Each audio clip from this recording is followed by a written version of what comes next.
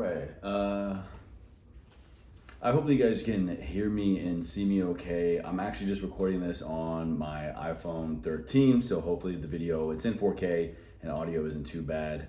But I haven't been on YouTube in quite some time, and the videos that I do put up on here as of late, well, the last 2 years, they're nothing like what I used to put up here. And I've grown and changed a lot as a person, as a human being, but definitely as a content creator, and YouTube is just something that I don't really do anymore. But I will say the reason why I feel compelled to make this video about my ketamine therapy, my ketamine assisted psychotherapy third session, is because actually the last video about my first 2 sessions continues to get pretty good traction. I get a lot of comments and questions about it still to date.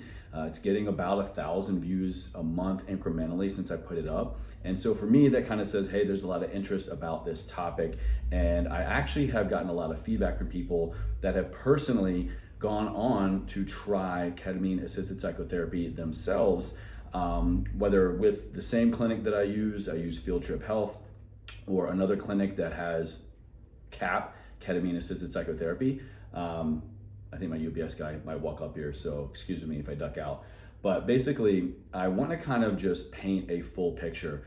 First, I think it's good to get kind of closure for some content. Yeah, here's my guy, 1 second.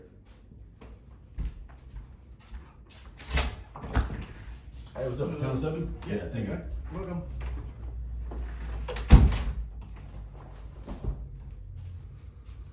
Okay, and we're back. First, I think it's just good to kind of get some closure to the content. I posted up the video, like I said, about my first 2 sessions of ketamine-assisted psychotherapy, my experience, what I liked, how I felt, just my personal experience.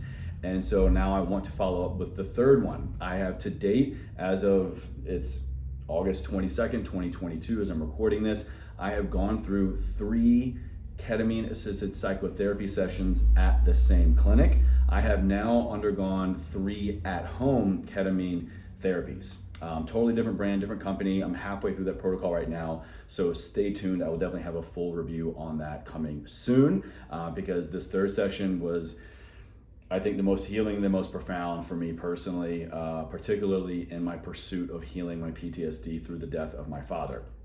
Now, in the first link for this video, I will make sure to link that video where I go into depth about getting reunited with my dead father who passed away in 2005, and just all the literal wonder and awe that experience was and the immense healing that it gave me. I think it's important to paint the picture that everyone's experience is going to be their experience. And I don't want to get anyone's hopes up, especially when it comes to this subject matter of grief and the courage and bravery and hope and strength that it really does take to first and foremost admit that I'm not well, that my life is not what I want it to be, that I'm in pain, I'm in suffering, no matter how small or how large that might be for you. Your pain, your suffering, your trauma, big T or little, is your trauma, is your pain. And I think we all deserve any way to try to process that and heal it. But it takes a lot. It takes a lot to first and foremost say that I'm feeling this kind of way and that I want to get help. And especially if you don't really know how to get help or where to go for the right type of help, what you're going to invest your time, your money, your emotions in, it can be, I think, a lot of gray area. But what I will say is that I don't want to paint the picture that what I experience is going to be what most people can experience. After talking to the therapists and the entire clinic and a lot of other people in the space, and even my wife, who is a family nurse practitioner, but she runs the clinic. She administers CAP all day, every day. She now for over a year has told me that my experience, especially in my first journey, is like what people hope for. And is that extreme, mystical, wild detachment from the conscious and subconscious, ego death, revisiting family members that are no longer with us.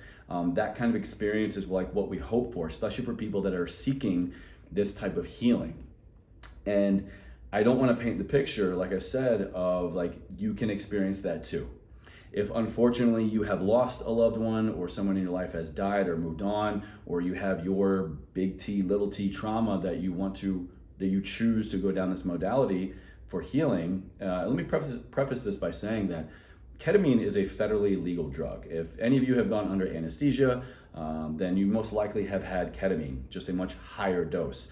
Ketamine is federally legal, it's regulated by the FDA, and there are ketamine clinics all over the world now that offer a few different modalities, that whether it's just hooking you up to ketamine and having the therapy in a smaller dose, or something like Field Trip Health here in the US and Canada, and they have one in Amsterdam that does full integration, like with therapy sessions and a therapist along the way, that your experience is gonna be very different. And so I just don't want anyone to watch a video or read an article or connect with somebody on social media and hear that they had that experience, and then it's like, it can be another form of false hope. And that would just break my heart if that was the case, and maybe you didn't get that experience, and then that just sets you back even further in your healing journey.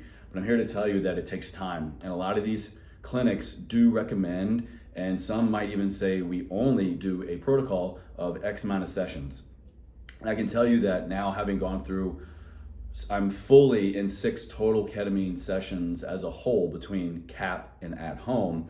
I get it, it makes sense. It takes several sessions just to kind of wrap your head around the experience that you're having, and to then kind of go back out into the world and process it and integrate it. But then as you have more journeys and more experiences, you're able to understand and fathom more of the unfathomable. Your brain can make more connections. It's just like, the first time you ride a bike, you're figuring it all out. And maybe the second, third, fourth time, you're still kind of figuring it out. But as you go on down the line, it just becomes like second nature. You no longer have to think about what you're doing. You no longer have to think about the experience. You just experience it, and your brain is like, we got this, we got this, we got this. And that for me absolutely has been the truth in sessions 3 to 6 of ketamine. So anybody that chooses to go down this route, first of all, I commend you. I think it's incredibly brave and courageous, but I just don't want you to get your hopes up or think that you're gonna have the same or even very similar experience like I had. I'm very grateful for the experience that I did have, but here's why I'm really making this video, and that's because my third was absolutely nothing like it. My third ketamine-assisted psychotherapy session through Field Trip in clinic, although I didn't have the same therapist that time, but I did have a therapist. I worked with a therapist before and after. I was in the same clinic. My third dose wound up being 90, I believe 90, maybe 95 milligrams, but I think it was 90. My second was 80, and my first was 65. So, incrementally the dose went up and up and up to kind of break through different plateaus. And like I said, your body does kind of get, I won't say used to it, but you assimilate more. So I wanted a little bit more oomph to kind of get me past, like, okay, here's this weird transition period of detaching from my subconscious, but I'd like to kind of get there a little bit faster and then tap into more of the unknown.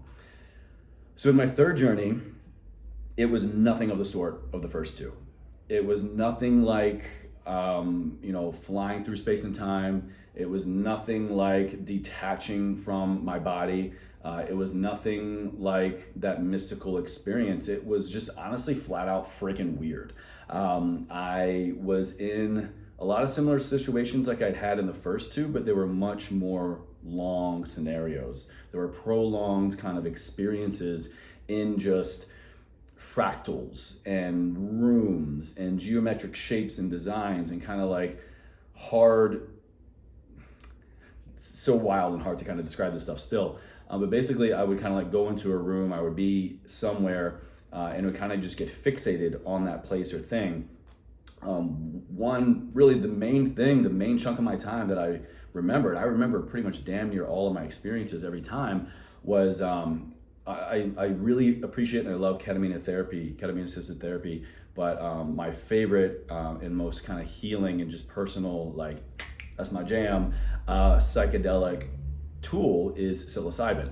And during my third journey, this was back in January of 2022, I had begun to kind of go through more regular psilocybin use, more microdosing and macrodosing. And so let's just say I had mushrooms on the brain.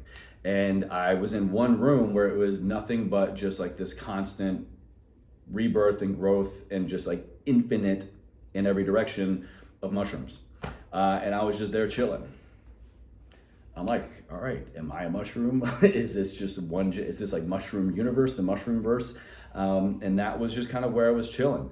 But what I took away from that was, because mushrooms and psilocybin has been so instrumental to my healing journey, and also functional mushrooms too. Like I've been using reishi and cordyceps and lion's mane and functional mushrooms and adaptogens for like 7-8 years now. So they're very much like quite literally a part of me. And I even read some statistic that mushrooms, fungi, the fungi kingdom in humans, we've got something like 63% of the same DNA. So I don't know, maybe there's something to it. After you have so many, you really start bonding your DNA. I don't know, if I start sprouting mushrooms, you guys watch out. But that was really the majority of my trip in the third session. And then very briefly, right towards the end, my dad showed up. And again, just like the first two experiences, it wasn't like in a physical body form. It was just him. It's just a knowing. It's like if your roommate or spouse or somebody is home, you can kind of like feel their presence. Or if you see like the outline of somebody that it's like you don't need to see them to know that it's them. It was just his being, his entity, his spirit, his soul, whatever you want to call it. But it was very, very brief, and I was kind of like, oh shit, hey dad, like where you been? I came here to see you. And why that is also so important is because this wasn't just any day.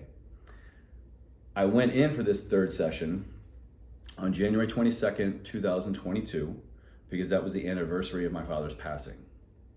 He passed away January 22nd, 2005.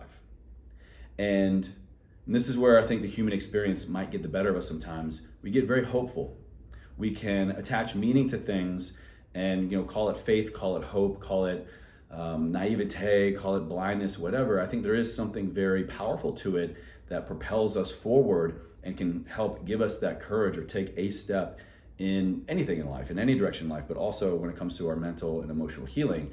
I thought that would be something. I thought that would be extremely meaningful. I was like, man, if I just went in on these random days a couple months before and I met my dad and had this crazy, wild, amazing, meaningful experience, then this has got to be it, right? Then this has got to just be like, I'm going to connect with him and it's going to be the white pearly gates of heaven, or I'm just going to like spend one-on-one time with him. I just thought in my mind that was going to happen. And I did get very, very hopeful for it. And so I don't know if that influenced my experience. I had the same intention going in for this. I'm here to heal. I'm here to work through these next stages of grief, and I'm here to hopefully get better and work through my PTSD around his death.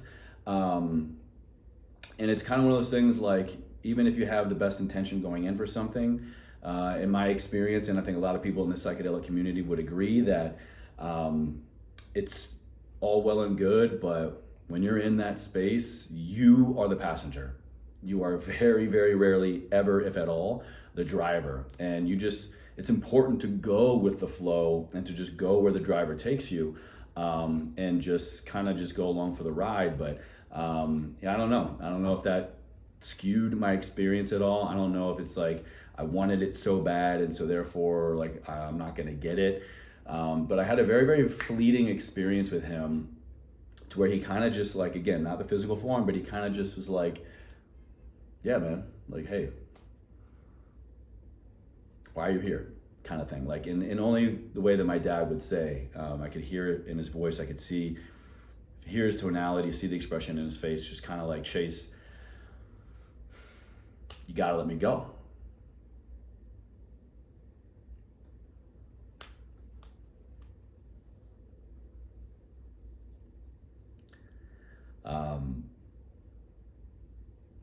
And that's so hard to do. It's been so hard to do, but afterwards, and this is why I give so much credit to this modality of integration and being in that type of environment and having someone to kind of the therapist immediately readily available to kind of hear my thoughts and experiences and then have the follow-up therapy session later, is because it's like you need to really process that, and more importantly, you need to really integrate that. And so looking back, it's kind of like this session gave me what I needed, not what I wanted. And it was it like stung, but I had to get really brutally honest and be like, you know what, Chase, this is why you're here. This is why you're showing up for this work. This is why you're committing your time, your money, your resources to go through this experience, is because I want to let him go. I truly, truly do. I'm never going to forget him. He's always going to be with me and my family. But it's just, when it comes to that level of trauma, it's just bro, I want to move on with my life. I need to, I want to. I'm recognizing that the way that I continue in some ways to react and respond around his death and just death in general, and my relationship with my father, it's hindering me. And I know now, as a 36-year-old man, he would not want that for me. He didn't want me to have to go through that as a 19-year-old young man, but definitely not as a 36-year-old now. And so he was kind of just like, Chase, bro, this isn't just your free pass to always come visit me. I might be here, I might not, but just you got to let me go.